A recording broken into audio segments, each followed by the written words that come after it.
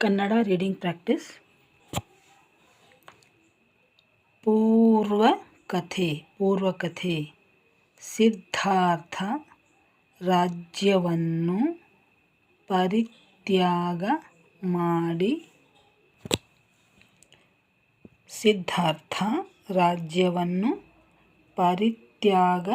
ಮಾಡಿ ಹೋಗಿ 10 ವರ್ಷಗಳು ಕಳೆದಿವೆ.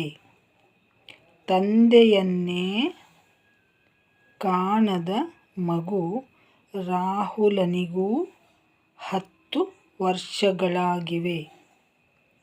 ಇತ್ತ ಕಪಿಲವಸ್ತುವಿನ ಅರಮನೆಯ ಅಂತಃಪುರದಲ್ಲಿ ಯಶೋಧರ ಒಬ್ಬಳೇ ಚಿಂತಾಮಗ್ನಳಾಗಿ ಸಿದ್ಧಾರ್ಥನ ಪಟವನ್ನು ನೋಡುತ್ತಾ ಕಣ್ಣೀರಿಡುತ್ತಾ ಕುಳಿತಿರುತ್ತಾಳೆ. ದುಃಖಿಸಲು ಕಾರಣವನ್ನು ಆಕೆಯ ಸಖಿ ಅಂಬಿಕೆ ಕೇಳಲಾಗಿ ಹಿಂದಿನ ರಾತ್ರಿ ಅಮಂಗಳವನ್ನು ಸೂಚಿಸುವ ಕನಸೊಂದನ್ನು ಕಂಡೆನೆಂದು ಹೇಳುತ್ತಾ 10 ವರ್ಷಗಳ ಹಿಂದೆ ಇಂತಹ ಕನಸೊಂದನ್ನು ಕಂಡು ಎಚ್ಚರವಾಗಿ ನೋಡಿದರೆ ನನ್ನ ಮನದನ್ನ ಇರದೆ ರಾಜ್ಯ ತೊರೆದು ಹೋಗಿದ್ದ. ಇಂದು ಕನಸಿನಿಂದ ಎಚ್ಚೆತ್ತು ನೋಡಿದರೆ ಮಗ ಇದ್ದಾನೆ. ಆದರೆ ಎಲ್ಲಿ ನನ್ನನ್ನು ತೊರೆದು ಹೋಗುತ್ತಾನೆಂದು ವ್ಯಾಕುಲತೆಗೆ ಒಳಗಾಗಿರುವುದಾಗಿ ತಿಳಿಸುತ್ತಾಳೆ. ಅಭ್ಯಾಸಕ್ಕೆ ಹೋಗಿದ್ದ ರಾಹುಲನು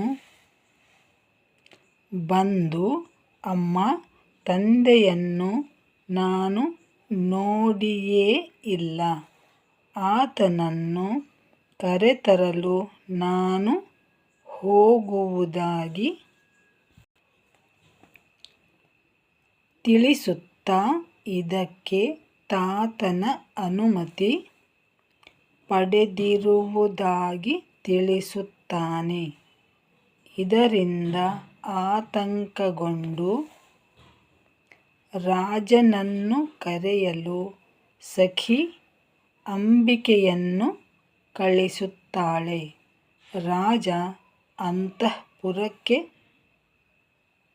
ಅಂಬಿಕೆಯೊಂದಿಗೆ ಆಗಮಿಸುತ್ತಾನೆ.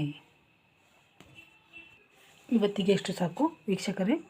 ನಿಮಗೆ ಇನ್ನೂ ಹೆಚ್ಚಿನ ವಿಡಿಯೋಗಳು ಬೇಕು ಅಂತಂದರೆ ಕನ್ನಡ ಮತ್ತು ಇಂಗ್ಲೀಷ್ಗೆ ಸಂಬಂಧಪಟ್ಟಂತೆ ಡಿಸ್ಕ್ರಿಪ್ಷನ್ ನೋಡಿ. ನಾನು ಈಗಾಗಲೇ ಸುಮಾರು 750ಕ್ಕಿಂತ ಹೆಚ್ಚು ವಿಡಿಯೋಗಳನ್ನು ಅಪ್ಲೋಡ್ ಮಾಡಿದ್ದೀನಿ. ಇವೆಲ್ಲವೂ ಈಗಾಗಲೇ ಅಪ್ಲೋಡ್ ಮಾಡಿರುವಂಥ ವಿಡಿಯೋಗಳು.